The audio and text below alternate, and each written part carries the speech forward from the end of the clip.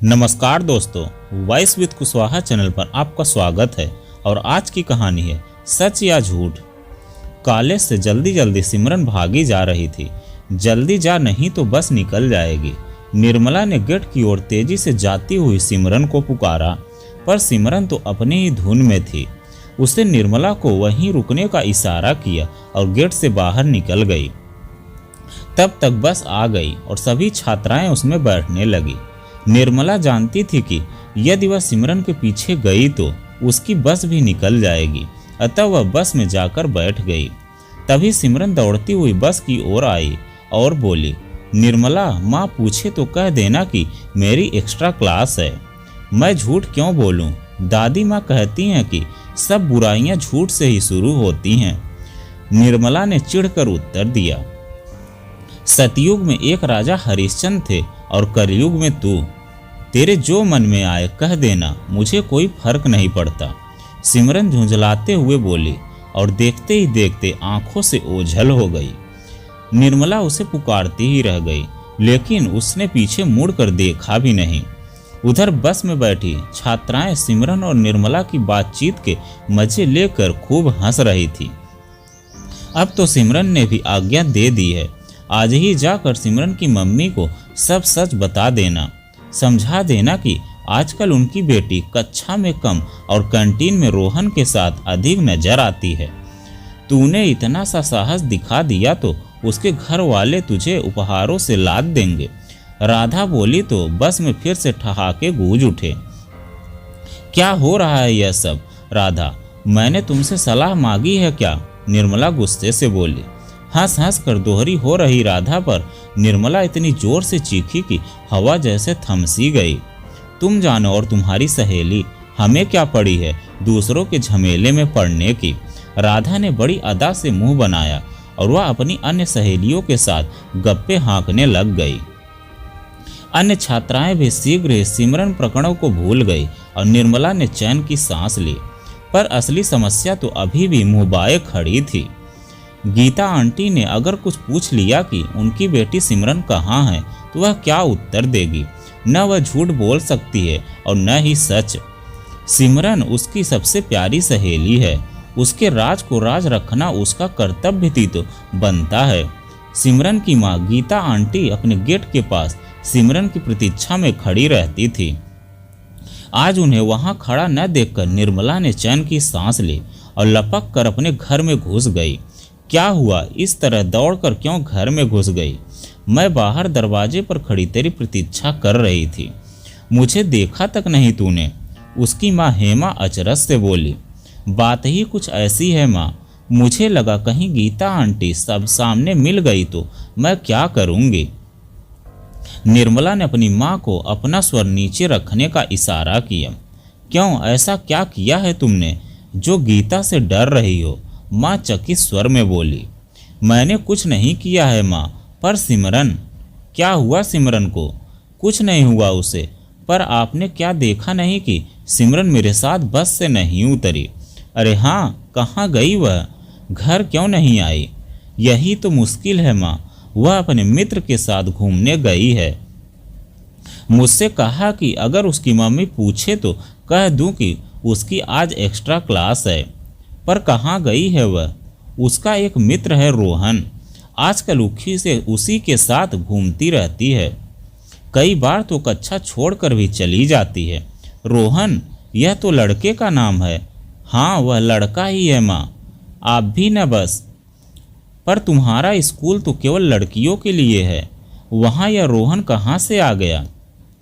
School तो लड़कियों के लिए है, पर स्कूल के बाहर तो लड़के भी होते हैं माँ। हमारे स्कूल के आसपास तो लड़के कुछ अधिक ही मंडराते रहते हैं। हो गया है सिमरन को। 10वीं की कक्षा में पढ़ने वाली इतनी सी लड़की को डर नहीं लगता क्या? किसी के साथ भी चल पड़ती है। सिमरन बहुत निडर और स्मार्ट है माँ, मेरी तरह डरपोक नहीं। क्या मतलब तुम्हारा?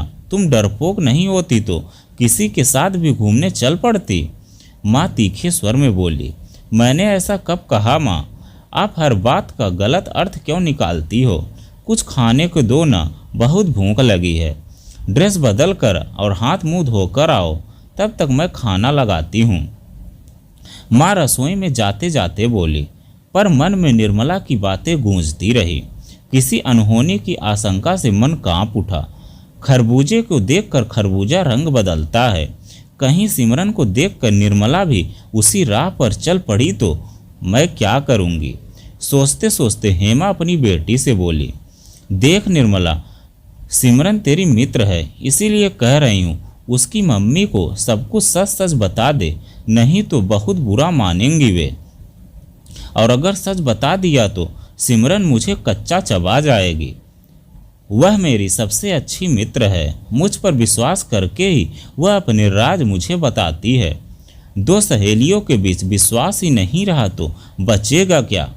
निर्मला कुछ ऐसे अंदाज में बोली कि माँ अपनी हंसी रोक नहीं पाई।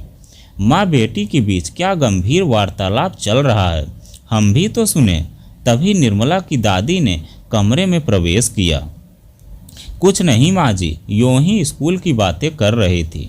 कह रही थी कि दादी कहती हैं कि झूठ बोलने से बड़ा पाप कोई और नहीं है। माँ फिर हंस दी। अरे वाह, मेरी गुड़िया तो बहुत सयानी हो गई है। जीवन में पढ़ते लिखते तो सब हैं, पर गुनते बहुत कम लोग हैं, और निर्मला गुनने वालों में से हैं। देख लेना, यह एक दिन अवश्य तुम दोनों का नाम रोशन करेगी। क्या नाम रोशन करेगी माँ जी? आजकल नाम सच बोलने से नहीं, पढ़ने लिखने से होता है। निर्मला को तो आप जानती ही हैं कि कभी 50% से अधिक अंक आए ही नहीं इसके। अभी तो मुझे यह बताओ कि यह क्या बात थी जिसके लिए निर्मला झूठ बोलने से कतरा रही थी।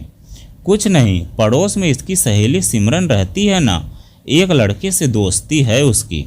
स्कूल के बाद उससे मिलती जुलती है, घूमने जाती है, और निर्मला से कहती है कि उसकी मम्मी पूछे तो कह देना कि स्कूल में एक्स्ट्रा क्लास है। यह तो बहुत गलत बात है। सच बोलने के लिए बड़े साहस की आवश्यकता होती है। सत्य बोलना कायरों का काम नहीं है। तुम्हें अपनी सहेली के लिए झूठ बोलने की ज़रूरत नहीं है। यही तो रोना है माँ जी। दोस्ती में न कुछ कहते बनता है और न ही छिपाते बनता है। फिर निर्मला अपनी सहेली को खोना भी नहीं चाहती। पता नहीं किसने उसे बता दिया है कि अपनी सहेली के राज को राज ही रखना चाहिए। माँ ने झिझकते हुए बताया, अब जमाना बहुत बदल गया है। अब केवल सच बोलने से काम नहीं चलता। आज की दुनिया में बड़ा जोड़ तोड़ करना पड़ता है। कहना क्या चाहती हो तुम? मेरा मतलब बस इतना है कि हमें दूसरों के झमेले में पड़ने की क्या ज़रूरत है। मैं नहीं चाहती कि इन सब बातों का असर निर्मला की पढ़ाई पर पड़े। सच नहीं बोलेगी तो उस पर असर पड़ेगा। हर बार अपनी सहेली के बारे में ही सोचती रहेगी निर्मला। तुम बच्चों के मनोविज्ञान को नहीं समझती हो। दादी माँ भी अपनी बात पर अड़ गई। आप दोनों शांत हो जाइए। मैं वादा करती हूँ कि मैं किसी को भी शिकायत का अवसर नहीं दूंगी। निर्मला नाराज होकर अपने कमरे में चली गई। थोड़ी ही देर में बात आई गई हो गई। निर्मला ही नहीं, उसकी माँ और दादी भी सारे प्रकरण को भूल चुकी थी। अचानक रात के 11 बजे घर की घंटी बजी। निर्मला की माँ ने जैसे ही दरवाज़ा खोला तो सामने सिमरन की माँ गीता खड़ी थी। जी कहिए, न चाहते हुए भी वह अचकचा गई। निर्मला कहाँ है? कृपया उसे बुलाइए, सिमरन की मम्मी बोली। गीता आंटी की आवाज़ सुनकर निर्मला स्वयं ही चली आई। निर्मला, सिमरन कहाँ है?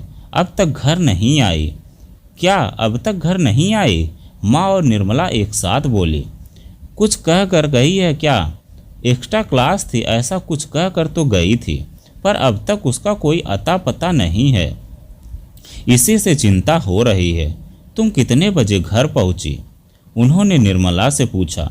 मैं तो स्कूल बस से ही आ गई थी, आज कोई एक्स्ट्रा क्लास नहीं थी, डरते डरते वह बोली। तुम्हारी नहीं रही होगी। सिमरन कह रही थी कि यह क्लास केवल 90% से अधिक वाली छात्राओं के लिए है, जिनकी 10वीं में मेरिट लिस्ट में आने की आशा है। गीता तनिक गर्व से बोली। कोई फोन आदि? निर्मला की माँ ने दोबारा पूछा। यही तो रोना है, स्कूल वाले फ़ोन ले जाने की अनुमति कहाँ देते हैं। फिर भी सिमरन छिपा कर ले जाती थी, पर आज भूल गई। पता नहीं कहाँ होगी मेरी बच्ची। गीता रो पड़ी। धीरज रखिए, मिल जाएगी। निर्मला की माँ ने उन्हें ढांढस बंधाना चाहा। क्या धीरज रखूं? मैंने सोचा था कि शायद निर्मला को कुछ पता हो, पर यहाँ भी निराशा ही हाथ लगी। आंटी, मुझे पता है आज कोई एक्स्ट्रा क्लास नहीं थी। सिमरन तो रोहन के साथ डिस्को गई थी। वह जूनियर कॉलेज का विद्यार्थी है। सिमरन उससे अक्सर मिलती रहती है। क्या इतना घटिया आरोप मेरी बेटी पर? मैंने तो सोचा भी नहीं था कि तुम सिमरन की मित्र हो, पर अब समझ में आया कि तुम मन ही मन उससे जलती हो। नहीं, यह सच नहीं है। मैं भला सिमरन से क्यों जलने लगी? माँ, जल्दी घर चलो। दीदी के स्कूल की प्राचार्या का फोन आया है। वह किसी के साथ मोटरसाइकिल पर जा रही थी कि दुर्घटनाग्रस्त हो गई। वह अस्पताल में भर्ती है। तभी सिमरन के भाई ने सारी बात बताई और गीता के साथ निर्मला के माता पिता भी अस्पताल के लिए रवाना हो गए। रह गई थी केवल निर्मला और उसकी दादी। निर्मला फूट फूट कर रो रही थी और दादी उसे समझा रही थी कि सच बोलने वालों को तो इस तरह की हर बात के लिए तैयार रहना चाहिए। पर निर्मला के पल्ले उनकी बात पड़ी या नहीं, ये कहा नहीं जा सकता, लेकिन उसे सीख मिल गई थी। तो दोस्तों, यह कहानी आपको कैसी लगी कमेंट में लिखकर ज़रूर बताइएगा। अगर आप हमारे चैनल पर नए हैं तो प्लीज़ चैनल को सब्सक्राइब कीजिएगा और वीडियो को एक लाइक कीजिएगा। तो चलिए मिलते हैं एक नई कहानी के साथ में एक नए वीडियो में। कहानी सुनने के लिए आपका बहुत बहुत धन्यवाद।